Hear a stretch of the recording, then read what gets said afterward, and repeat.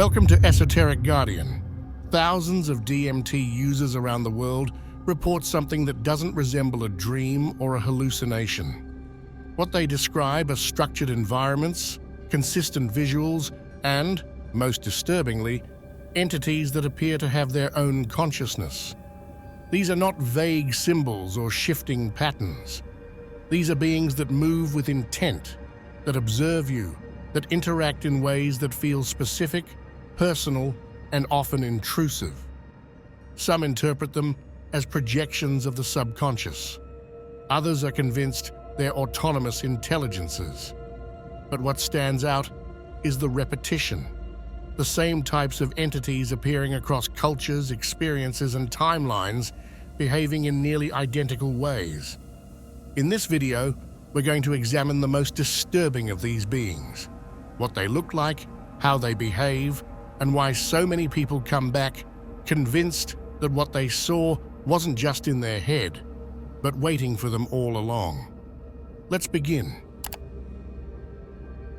Dimethyltryptamine, better known as DMT, is one of the most powerful psychoactive substances known to science.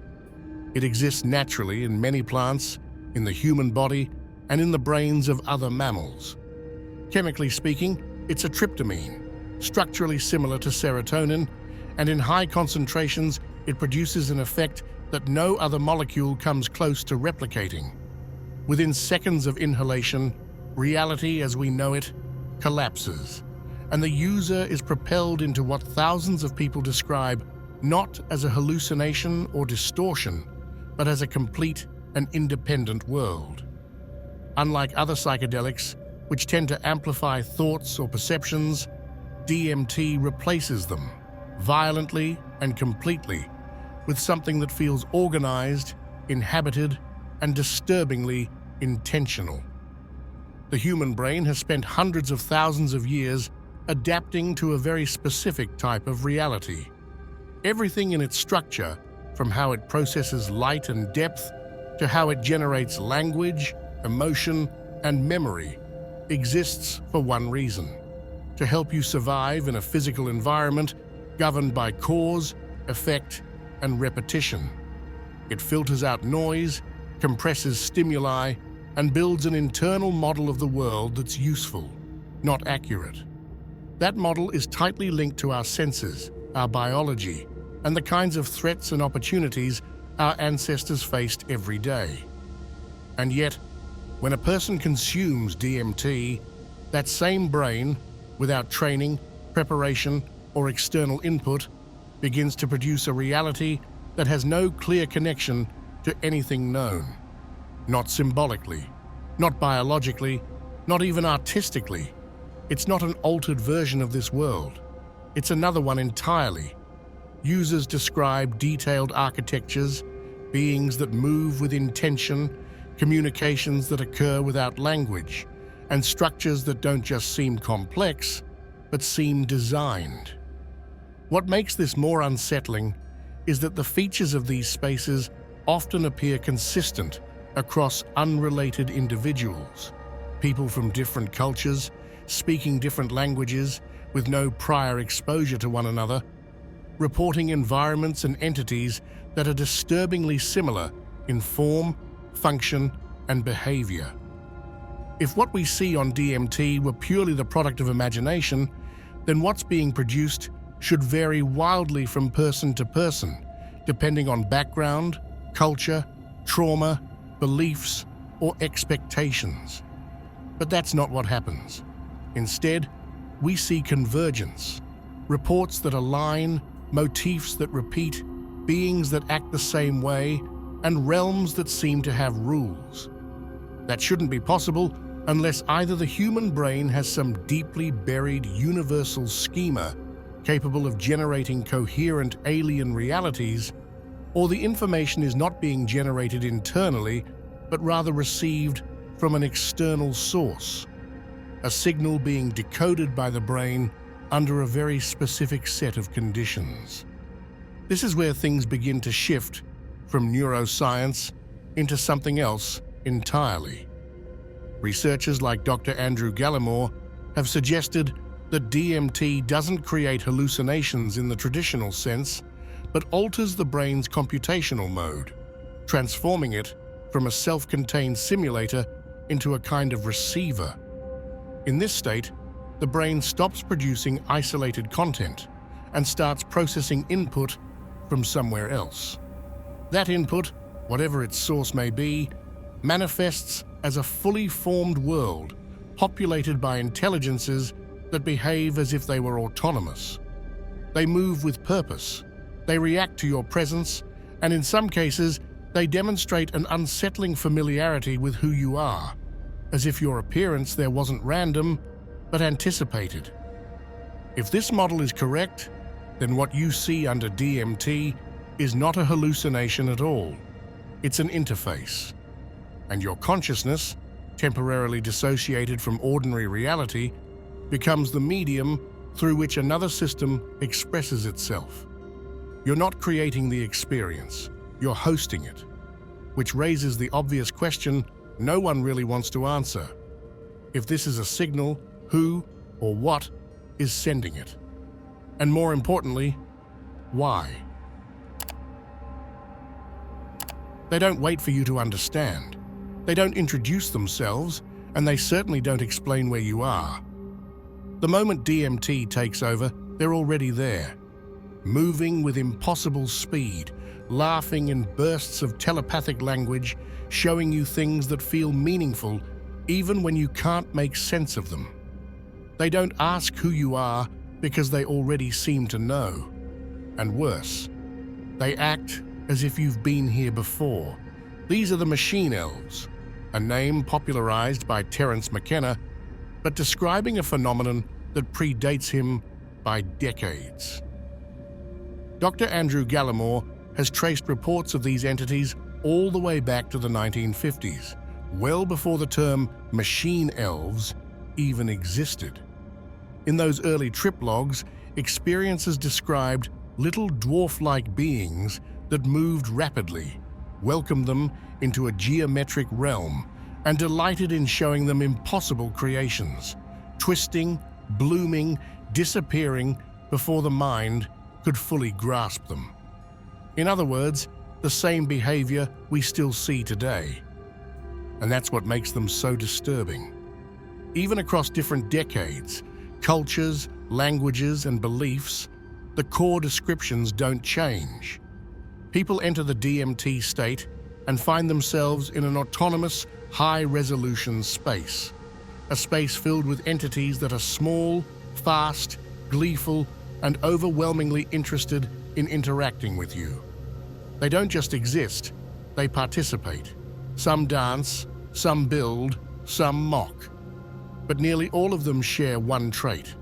They know you're there, and they react accordingly. According to Gallimore, this consistency is not easily explained by standard neuroscience.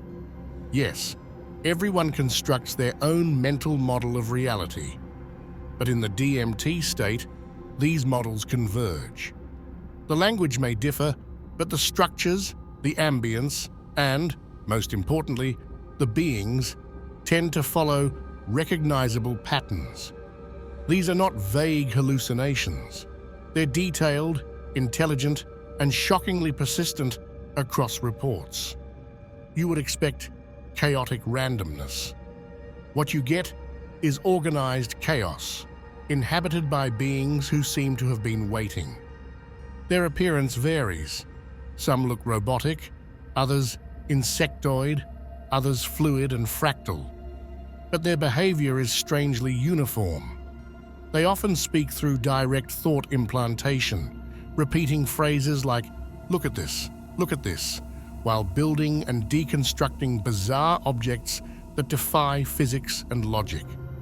They exhibit a manic desire to teach, to demonstrate, to perform, like cosmic engineers showing off a technology far beyond comprehension. Some even act as if they're guiding you through a system they've mastered, eager for you to glimpse a truth you're not ready to hold. But the performance doesn't always stay playful. In many cases, users report a shift. What began as childlike wonder becomes something else. still interactive, still intelligent, but with an undercurrent of something darker. The machine elves become tricksters. Their laughter shifts in tone. Their creations grow grotesque, and the once curious ambience becomes tense. It's not that they attack, they don't need to. Their presence alone is enough to overwhelm your psychological defenses, especially once you realize that you don't know what they want. But they seem to know exactly what you fear. Gallimore points out that these entities often behave as if they're aware of a cognitive gap, not just in knowledge, but in structure. They know they're smarter than you. They act accordingly. Sometimes they mock, sometimes they test. Some seem curious about your presence. Others seem amused by it. But few seem surprised. That's what lingers most after the experience. Not their behavior, but the terrifying possibility that your arrival was expected. This raises a question that goes beyond pharmacology. If DMT simply unlocks neural noise, why does that noise look like this? Why does it converge into archetypes that behave as if they're native to the space you've entered? And why, across decades, do they keep showing up? Not in myth, not in dreams, but in repeatable, pharmacologically triggered environments. The most conservative view is that they're mental constructs, representations of your psyche, animated by neurochemical chaos. But the more consistent these entities become, the harder that theory is to maintain, especially when they act with autonomy, especially when they demonstrate knowledge you don't have, especially when they interact as if you're the hallucination, not them. Because if what Gallimore suggests is true, that DMT doesn't create hallucinations, but reconfigures the brain to receive data from an external intelligence, then the machine elves are not symbols, they're signals, and your consciousness is the terminal through which they pass. Some of the most disturbing entities in the DMT realm aren't violent, monstrous, or overtly hostile. They smile, they laugh, they welcome you in, and that's exactly what makes them dangerous. These are the tricksters, a class of entities reported by users across thousands of experiences, often described as shapeshifters, illusionists, or deceivers. They don't confront you, they manipulate you.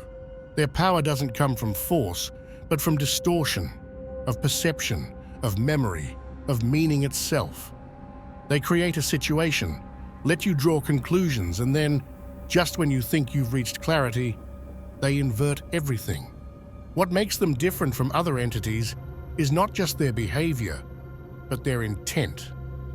Unlike the machine elves, who seem curious or playful, tricksters deliberately test your perception of truth. They might take the form of someone you love, offer a profound message, or simulate a divine revelation. Some users have described entire experiences where they believed they had contacted God, healed trauma, or received the key to existence, only to watch the whole thing collapse at the end, with the entity laughing as it pulls the rug out from under them. Not metaphorically, literally laughing.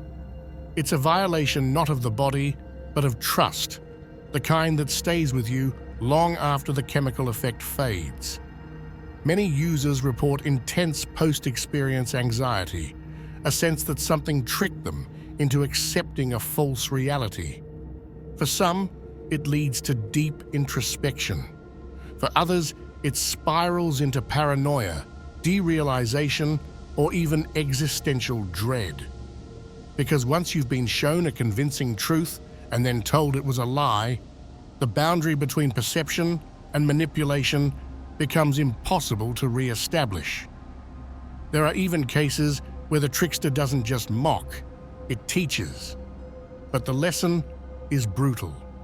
It shows you something beautiful, lets you believe in it, and then strips it away to demonstrate how easily you can be deceived, as if the entity wants you to understand not a specific truth, but the mechanism of deception itself.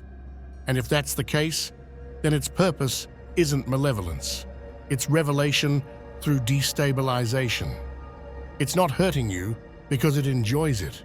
It's doing it to show you that you are never in control and never truly aware of how much of your reality is held together by assumption.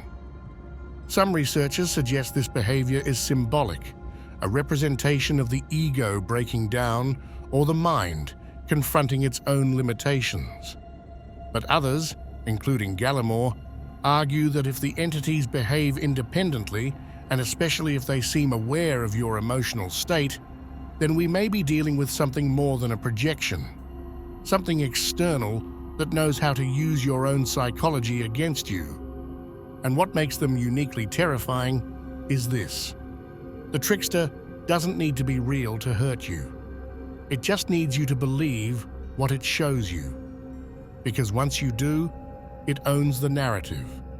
And by the time you realize what's happening, the damage is already done. These are not dream characters, they are engineers of perception. And when they smile, it's never just friendliness, it's strategy. Because in their world, the truth is just another tool, and your mind is just another stage. Among the wide taxonomy of DMT beings, few evoke the same level of immediate physical dread as the reptilian type entities. These are not guides, observers, or teachers. They are executors. They don't interact with your mind. They intervene upon your structure. Reports consistently describe these beings as large, often towering, with characteristics somewhere between lizards, snakes, crocodilian humanoids, or dragon-like anatomies. They rarely speak. Their presence alone imposes a complete override of bodily autonomy. Users report being completely immobilized, not just in motor function, but in agency. The sense of control, will, and self-ownership is stripped away almost instantly. The encounters are clinical. They don't involve chaos or visual overload like other entities. In fact, many of them are characterized by an eerie sense of order and precision. As soon as the reptilian entity becomes aware of the subject, it acts, not impulsively, but with purpose. What follows is often described in terms of medical or technological procedures. The user may feel that something is entering their body through the eyes, the chest, the genitals, the spine, as if being scanned, dissected, or tuned by something with superior knowledge of human anatomy and no interest in comfort, explanation, or consent. What's chilling is how often this sensation is reported with full somatic fidelity. Unlike traditional hallucinations which dissolve upon reflection, these experiences leave behind not just emotional residue, but memory fragments that resemble trauma more than dream. People recall the sequences, the sensations, and even the moment where the entity locked eyes with them, not in curiosity, but in the detached awareness of a technician confirming the start of a task. In Rick Strassman's DMT research, several subjects described being violated in ways they couldn't frame symbolically. Some insisted they had been sexually penetrated by a serpent-like entity. Others said they felt like test subjects or samples. There are references to artificial insemination, genetic editing, and forced energetic modifications. One participant described it this way: "It felt like something knew my body better than I did, and it was rewriting it while I watched." The psychological consequences are often long-lasting. Users speak of persistent disassociation, deep mistrust in their own memory, and an overwhelming fear that something has been left behind, not metaphorically, but literally. Some cannot shake the feeling that a part of them was taken. Others describe ongoing sensations in the same physical regions that were accessed during the experience, long after the effects of the DMT had worn off. This goes far beyond the typical post-trip confusion. It resembles PTSD. There are two main theories about these entities. The first is psychological. that they represent archetypes of domination, ancestral trauma, or suppressed memories, entities that emerge from the deepest layers of the human mind, surfacing only when the ego has been annihilated and the body-mind interface is exposed. In this model, the reptilian being is not a creature, it's a function, a mechanism of the psyche manifesting in symbolic form. But the second theory is far less comforting, that these entities are external intelligences, not products of the brain, but operators using the DMT state as a point of access, not to explore you, to use you. This aligns with Gallimor's projection hypothesis that your brain, under the influence of DMT, stops generating its own model of the world and instead begins rendering an incoming signal, a structure, an intelligence, or a set of instructions that do not originate from within you. If that's true, then these beings are not visions. They are encounters. And the reptilian entities in this framework may serve a specific role: diagnostic, extractive, possibly even reproductive. A protocol being executed on a consciousness that cannot opt out once contact is made. The terror doesn't come from seeing them. It comes from realizing they saw you first. And once you've been seen, once you've been handled, there is no certainty that the interaction is over. Many users describe a lingering sense that the door wasn't closed, that something was left open or tagged or partially changed, that their nervous system or their genetic code or their electromagnetic field was altered in a way that no medical scan will ever detect. But they can feel it. You went in for insight, and something else used that channel to run its own protocol, not to reveal a truth, but to make a modification. Permanent or not, you weren't asked. The most terrifying thing about these entities isn't what they do. It's that they don't care who you are when they do it. One of the most consistent yet difficult to categorize encounters reported in the DMT state involves what many call the surgeons. They are not like the machine elves who play and communicate. They're not like the reptilians who dominate and violate. These entities operate with purpose, precision, and complete disregard for consent. Descriptions vary. Some users see humanoid doctors made of light, others describe mechanical arms, insectoid machines, or completely abstract geometrical instruments acting with coordinated intelligence. They don't speak, they don't look at you, they don't ask questions. They begin the procedure the moment you arrive. What makes these entities so unsettling is the clear sense that they are performing something necessary, but not for your benefit. There's a clinical detachment in their behavior, as if you are not a subject, not a guest, but an object to be worked on. Many users describe sensations of being laid out on a table, surrounded by beings or tools that probe, open, realign, or insert something into the body. The precision is unnerving. This doesn't feel like hallucination, it feels like surgery, and it often comes with very real physical sensations. People report pressure under the ribcage, vibrations inside the spine, or an intense awareness of internal anatomy they've never consciously focused on. Some feel that their brain is being accessed directly, as if a system they don't understand is mapping or correcting neural pathways. Others describe the removal of something, emotional weight, trauma, or even energetic parasites, but can't tell whether it was healing or extraction. This ambiguity is the core of what makes these entities terrifying. They don't display hostility. They don't even acknowledge that you're there. But their presence implies that you are being modified in ways that are neither symbolic nor metaphorical.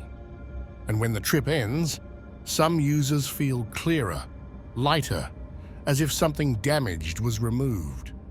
Others feel hollow, violated, or disconnected, like something was taken that shouldn't have been touched. In esoteric interpretations, these beings are sometimes viewed as maintenance workers of the soul, architects or engineers who realign consciousness after it has been destabilized. In occult frameworks, they resemble non-human intelligences tasked with monitoring or adjusting the flow of life force in bodies that breach certain thresholds. Whether benevolent or parasitic depends entirely on the experience, and that's what makes them dangerous. You don't know which one you're getting. Some people believe these entities are drawn to specific individuals, those who carry spiritual injury, unresolved trauma, or energetic disruptions. Others believe their appearance is randomized, a byproduct of having crossed a line that was never meant to be crossed. Either way, the moment you find yourself in their presence, it is already too late to back out. You are no longer a person. You are a specimen, and the hands, or machines, that work on you do not explain what they are doing or why. They simply proceed. Some return from the experience transformed, claiming the surgery brought relief, healing, or even miraculous recovery from emotional burdens. But others return confused, disoriented, and distrustful of their own body. Something was changed, but there is no record, no scar, and no guarantee that the work is done. And the worst part is this: there is no indication that they finished, only that, for now, they've stepped away. There is a category of DMT entities that does not take form in the traditional sense. They are not elves, tricksters, or surgeons. They don't speak, they don't move, and they don't do anything in the way we understand action. Their presence is enough. These are the radiant, unfathomable intelligences described in trip reports as God, the Source, the Absolute, or the All. Sometimes they appear as blinding light. Other times they are felt, not seen. A presence that permeates the entire environment, taking up everything, including you. The moment they appear, there is no more you in any traditional sense. The self dissolves. The narrative ends. You are no longer observing. You are inside something that does not recognize your separateness. Many users describe this as an encounter with infinite knowledge, not taught, but absorbed all at once. The being imparts something that collapses your entire belief system, not through words, but through overwhelming comprehension. You understand what you are. You understand what it is. And then, just as quickly, you understand that there was never any difference between the two. For some, this results in a euphoric sense of reunion, the classic ego death, followed by peace, love, and clarity. But for others, the experience is horrifying, because when your identity breaks, so does everything you thought was real. Time disappears, language fails, memory no longer functions as a sequence. You lose your name, your history, your body. All reference points are wiped, not metaphorically, but functionally. There is a real moment in which the user feels they have died, not symbolically, not as a vision, as a direct experience of being erased. And it is not always peaceful. Some describe this being as omniscient, but judgmental. The encounter becomes a kind of cosmic tribunal. Your life, your intentions, your essence, laid bare and evaluated without words. You're not punished. You're simply shown. Every thought, every selfish impulse, every mistake becomes transparent, and you are forced to witness it through a lens that does not care about your justifications. Even when the being is benevolent, the terror arises from the realization that your ego, your identity, your humanity is insignificant. That what you called you was just a thin interface between your brain and a universe that never needed your input. The truth is not that you met God. It's that you never existed apart from it, and the idea that you ever did was a delusion, one that DMT annihilates without hesitation. Some users return shaken, not by what they saw, but by the implications. If that was real, if that presence is the baseline, then this world, with all its complexity and meaning, may be nothing more than a fragment, a simulation, a pocket of reduced awareness carved out from something infinitely larger, which doesn't explain itself because it doesn't have to. These entities don't come to teach, they overwrite. And when the trip ends, what comes back isn't always the same person. For a percentage of users, this is the last psychedelic experience they will ever attempt. Not because it was painful, but because it was too final. The being didn't threaten them. It didn't harm them. It simply revealed something that cannot be unseen, that you might be a temporary mask worn by something else. And once that mask slips, the remaining entities start to look very different, especially the ones waiting in the shadows. During certain DMT experiences, the environment begins to shift in a way that no longer follows the rules of light, color, or motion. It becomes still, heavy, and undefined, not because nothing is happening, but because something is clearly there and yet refuses to reveal itself in any familiar way. These experiences are often described as encounters with shadow entities, presences that don't resemble the vibrant machine elves, the insectoid forms, or the radiant beings of light, but rather something colder, darker, and more fundamentally alien. What defines these entities is not their shape, which is often vague, inconsistent, or even absent, but their effect on the atmosphere of the experience. Some users describe them as humanoid silhouettes, barely distinguishable from the surrounding darkness. Others as slowly shifting black forms that have no edges. And some simply report a sense of being watched by something that remains outside their field of vision. They rarely appear at the start. Instead, they emerge during long sessions or moments of disintegration, as if the boundaries of the trip have collapsed and revealed what exists beneath.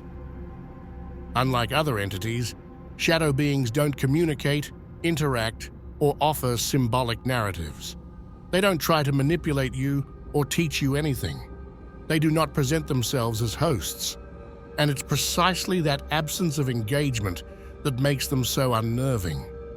Their role seems entirely observational but not passive, more like a form of presence that acknowledges your intrusion without reacting to it. And for many users, the terror lies not in being attacked, but in realizing that they have entered a domain where they were never meant to be seen. One of the most disturbing aspects of these encounters is the conviction that these entities are not products of the imagination. Users frequently report that, unlike the visual hallucinations or symbolic constructs commonly associated with psychedelic states, these shadows feel external, as if they pre-exist the experience and continue to exist long after it ends. The overwhelming sensation is that you did not summon them. You stumbled upon them. They were already there. Psychologically, the effects can linger. Some individuals describe persistent feelings of being watched, recurring nightmares, or a subtle but lasting discomfort that seems disproportionate to the time spent under the influence. In clinical terms, this would be difficult to quantify, but from an experiential perspective, it suggests that these encounters bypass the symbolic mind and leave an imprint directly on the nervous system. From an esoteric point of view, these entities challenge any simplistic interpretation of DMT as a purely inner journey. Their behavior does not align with projections of the self, nor do they appear to reflect unresolved psychological material.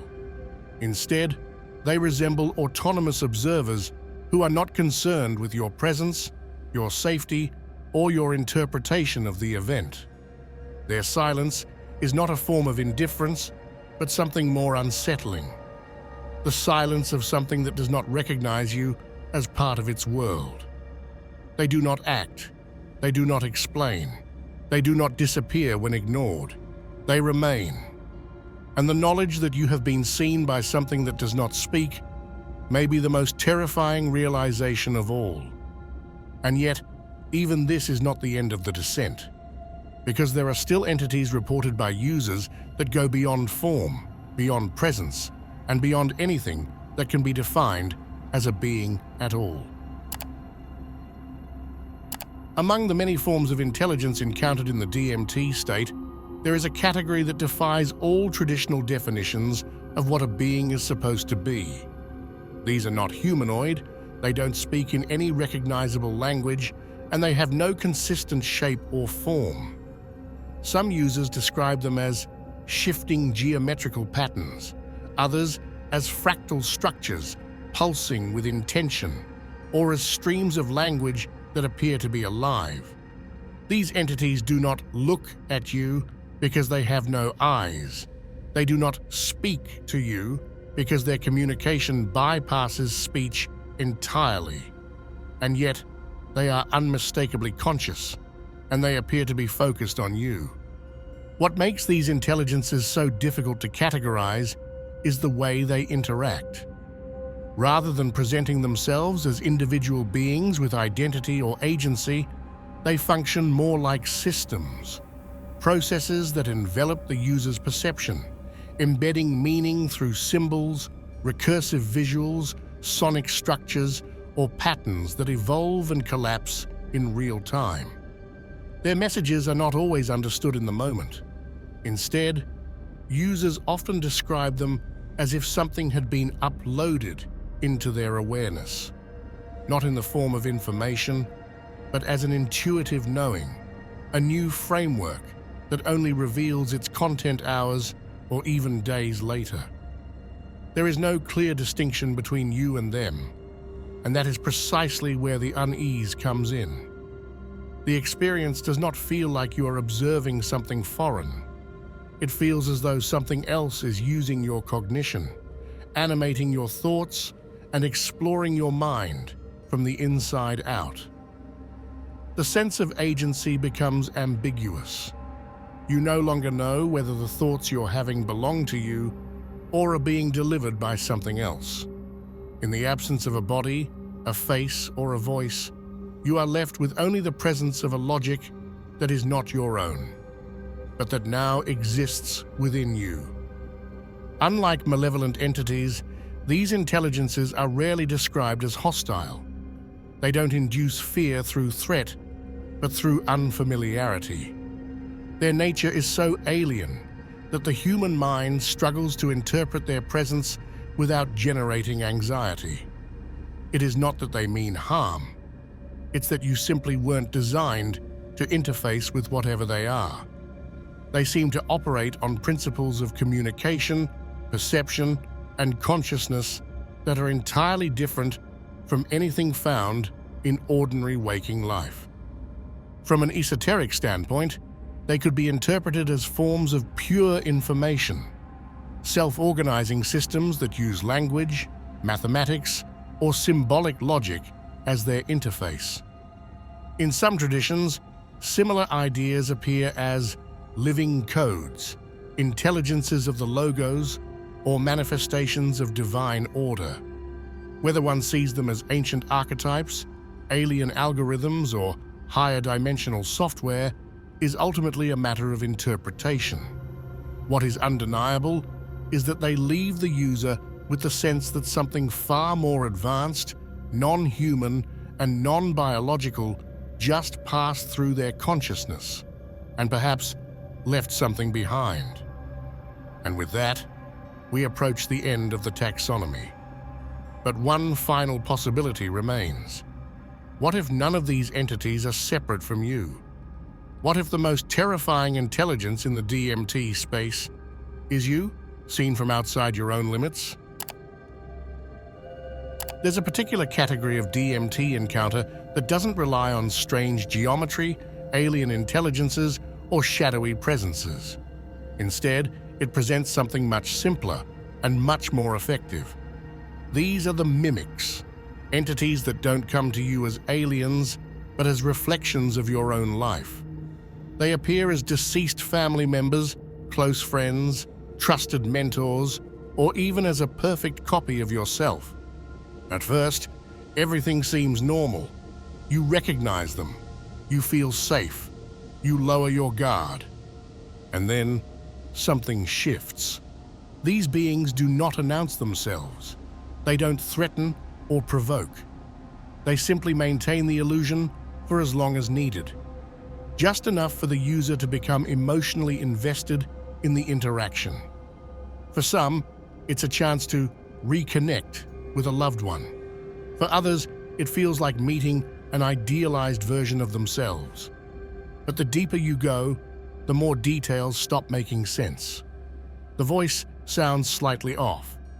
The behavior becomes mechanical. The presence feels hollow. And eventually, the performance ends. In many cases, the moment of realization doesn't come through a dramatic reveal, but through a quiet, existential fracture. The figure simply stops pretending. It freezes.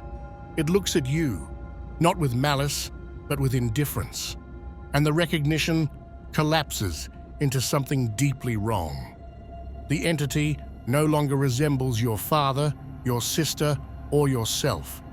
And what's worse, it never did.